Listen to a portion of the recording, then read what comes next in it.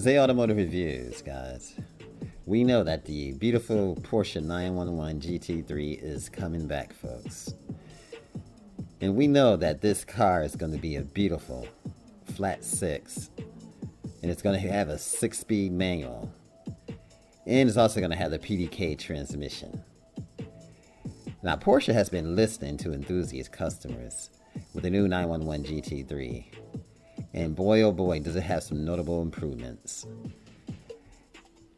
over the standard 992. And the one thing that's so nice about this one is that it's going to be offered in either the manual and also the PDK. Now, we all know how the manual works. And we know that the engine is going to be matted to that precise 6-speed manual,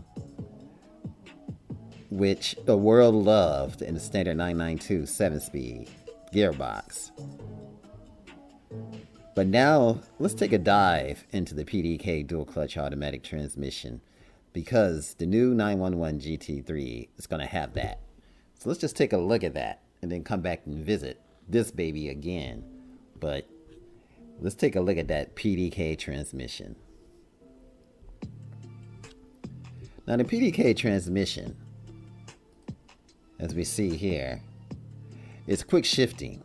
And let's look into how it works, and let's talk about the history of it first. Now, throughout most of the history, Porsche has been synonymous with sports cars that involve the driver. Now, the majority of these cars have been equipped with manual transmissions, and many hardcore Porsche enthusiasts would not have it any other way.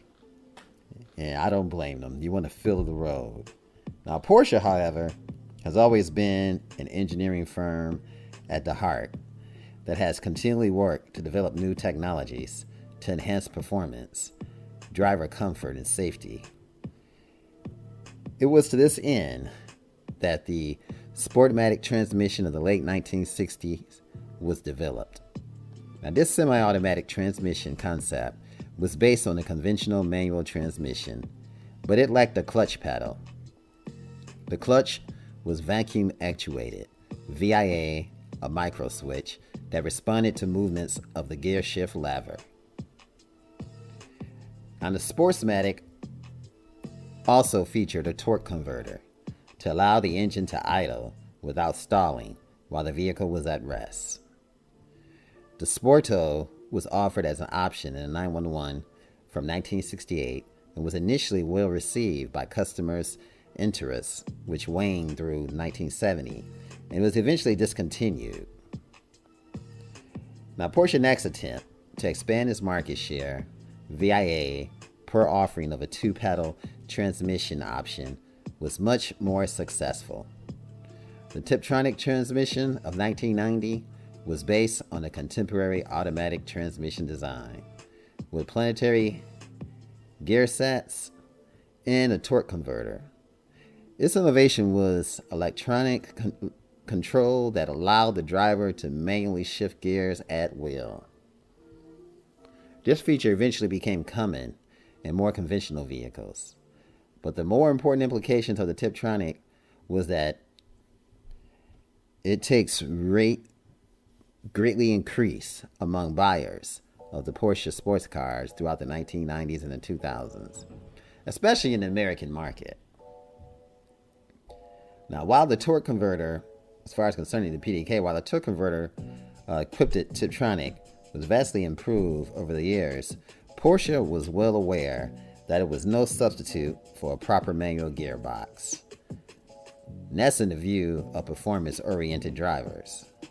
Now, the engineers at Zuffenhausen had been intimately tinkering with the idea of a fast-shifting dual-clutch automated manual transmission since the 1970s in the form of Porsche Doppelkupplung. Now, I just killed that word, so put that in the comments. Our Porsche dual clutch transmission. Now, Porsche main vassal at PDK development was the 962 endurance race car program of the 1980s. Now, despite its considerable weight penalty of 88 pounds, which is significant in the sub 2,000 pound race car, the original PDK transmission offered the promise of a much quicker gear shift and lap time. Porsche product planner also realized the PDK viability as the gearbox of the future in his road cars. So race development went full stream ahead. Let's just take a look at this, baby. Take a look at these gears. Take a look at everything. Take a look at just take a look inside the box, folks. And boy, oh boy, does it look awesome. And does that look awesome, folks? The 2021 Porsche 911 GT3 to come. And boy, oh boy, does it look fast. And it's going to be a beast. Either way, manual or PDK, boy oh boy. And I believe PDK, Porsche went to PDK, they had to win those races, Le Mans. And with the swiftness and the speed of the PDK, it just can't be matched in a manual. And they had to do what they had to do because they got to be on top of their engineering game and win the Le Mans. They have no choice. Porsche, there's no substitute.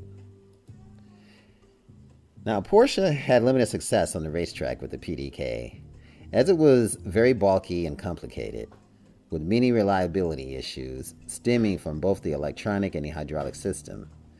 Weissach engineers also installed versions of the PDK in several prototype road cars, but the engineers did not consider it ready for prime time, given the limited electronics technology of the day, and it lacked a refinement for road use.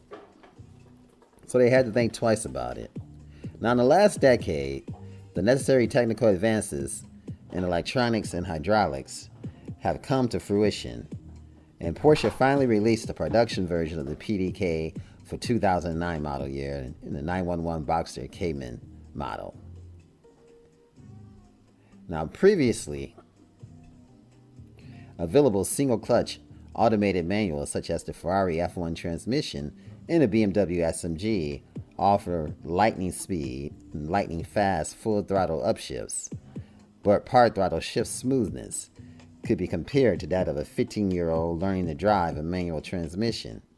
The key advantage of the PDK dual clutch setup is when one gear is selected, the gear ratios above and below are ready and pre-selected, meaning that up or downshift requires the transmission to merely switch clutches, enabling seamless upshifts that take place in milliseconds with the minimal interruption of power flow. That's what made it awesome. And this is how it works, folks. The PDK transmission utilizes the same constant mesh gears, set and synchronizer configuration as the Porsche modern manual gearboxes. But there are two separate transmissions. The input shaft, each with its own multi-plate clutch pack. The two clutch packs are arranged concentrically within the shared drum that resides in the transmission bell housing. The clutch drum is in turn splined to a dual mass flywheel that is bolted to the engine crankshaft. The outer clutch pack is splined to an input shaft that incorporates the odd number of gears 1, 3, and 5, and 7. Now, while the even number gears 2, 4, and 6 operate via a separate hollow input shaft that is splined to the inner number 2 clutch pack, the number 1 input shaft actually runs inside the hollow number 2 shaft to save space and weight. And Porsche was successful in this regard, as the modern PDK weight penalty is only 44 pounds, more than a manual gearbox. The PDK transmission uses pressurized hydraulic fluid for clutch engagement, and the same fluid is used to cool the friction disc of the clutch packs. Hydraulic circuits are also used to actuate the shift rods.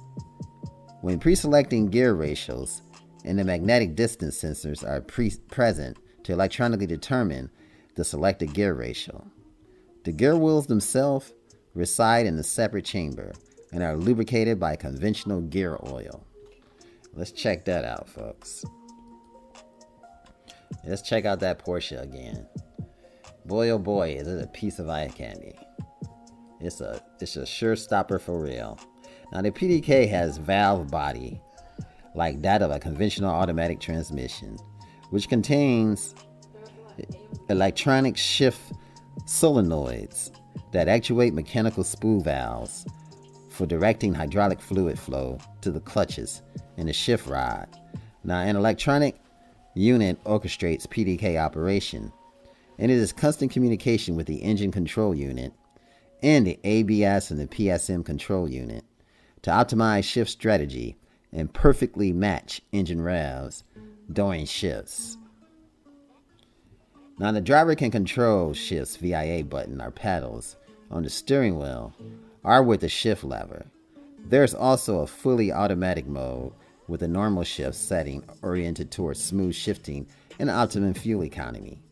When moving the vehicle from rest, the number 1 outer clutch pack engagement is programmed to mimic the slippage of a torque converter when moving from rest, and it almost succeeds at this. Now, Porsche considers the PDK good enough in this regard to offer it as an exclusive transmission available in the Panamera luxury sports sedan, with the exception of the exceedingly rare manual 6-cylinder models, and the Tiptronic equipped hybrid, and the Macan SUV. I might have killed that word. If I did, I'm sorry, because the Porsche Macan is just awesome anyway.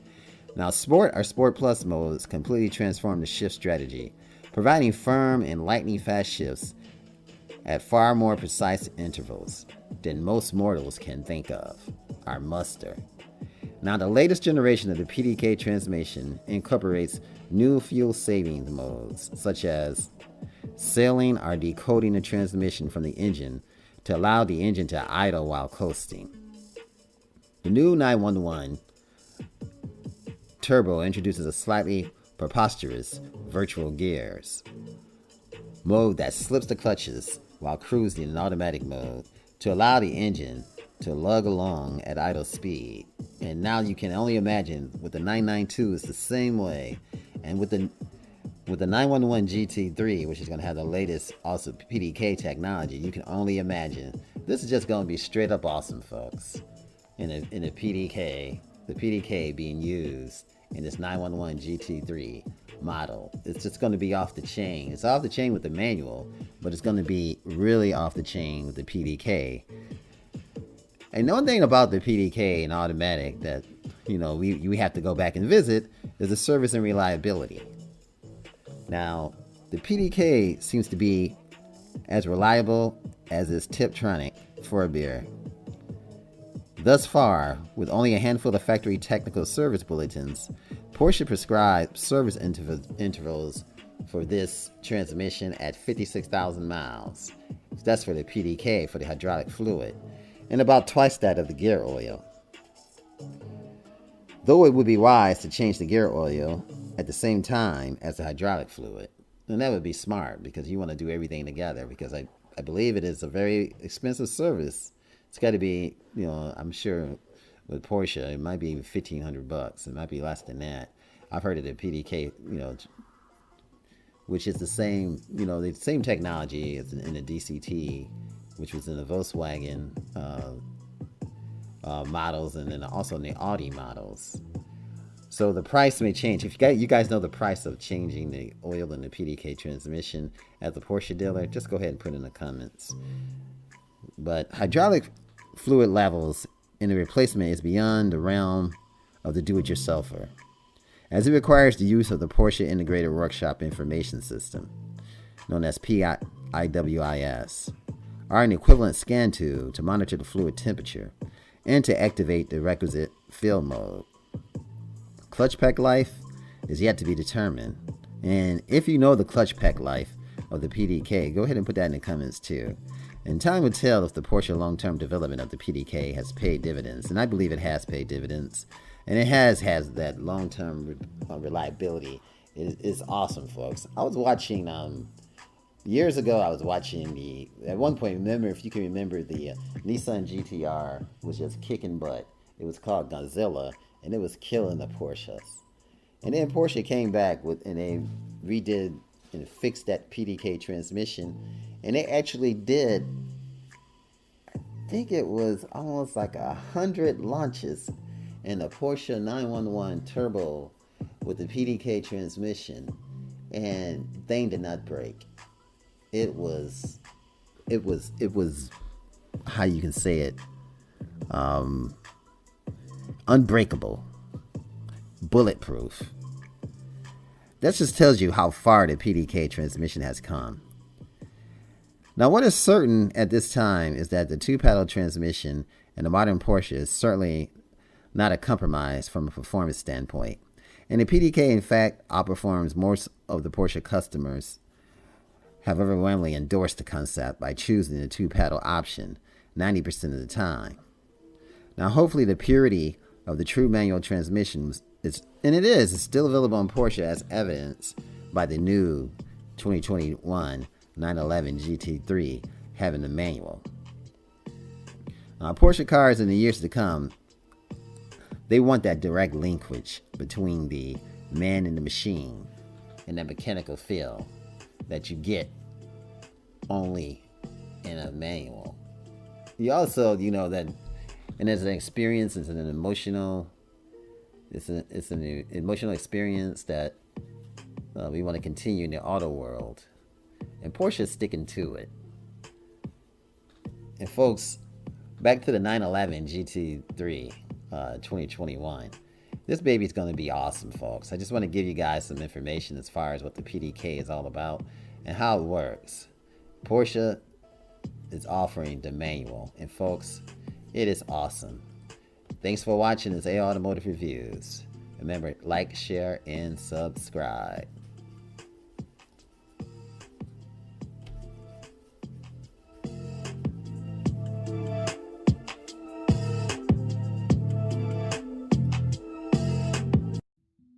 If you enjoyed this video, give it a thumbs up, share it with your friends, and subscribe for more interesting videos.